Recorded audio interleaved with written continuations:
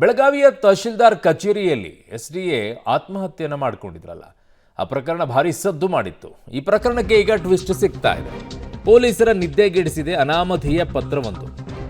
ರುದ್ರೇಶ್ ಆತ್ಮಹತ್ಯೆ ಮಾಡಿಕೊಂಡಿಲ್ಲ, ಕೊಲೆ ಅಂತ ಉಲ್ಲೇಖವಾಗಿದೆ ಪತ್ರದಲ್ಲಿ.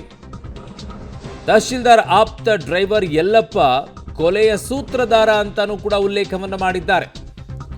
ತಹಶೀಲ್ದಾರ್ ಜೀಪ್ ಅನ್ನ ಚೆಕ್ ಮಾಡಿದ್ರೆ ಎಲ್ಲವೂ ಕೂಡ ಗೊತ್ತಾಗುತ್ತೆ ಅಂತ ಹೇಳ್ತಾ ಇದ್ದಾರೆ. ಬಹಳ ಇಂಟ್ರೆಸ್ಟಿಂಗ್ ಆಗಿದೆ. ಡ್ರೈವರ್ ಯಲ್ಲಪ್ಪನ ವಿಚಾರಣೆಯನ್ನ ಮಾಡಿದ್ರೆ ಸತ್ಯ ಗೊತ್ತಾಗುತ್ತೆ. ಸತ್ತವನಿಗೆ ನ್ಯಾಯ ಸಿಗಬೇಕು, ಕೇಸ್ ಮುಚ್ಚಿ ಹಾಕಬಾರದು. ಖಡೆ ಬಜಾರ್ ಪೊಲೀಸರು ಈಗ ತನಿಖೆಯನ್ನು ತೀವ್ರಗೊಳಿಸಿದ್ದಾರೆ. ಈ ಪತ್ರದಲ್ಲಿ ಉಲ್ಲೇಖವಾಗಿರೋದು ತಹಶೀಲ್ದಾರ್ನ ಜೀಪ್ ಚೆಕ್ ಮಾಡಿದರೆ ಎಲ್ಲದೂ ಗೊತ್ತಾಗುತ್ತೆ, ಜೊತೆಗೆ ಡ್ರೈವರ್ ಯಲ್ಲಪ್ಪನನ್ನು ವಿಚಾರಣೆ ಮಾಡಿದರೆ ಸತ್ಯ ಗೊತ್ತಾಗುತ್ತೆ.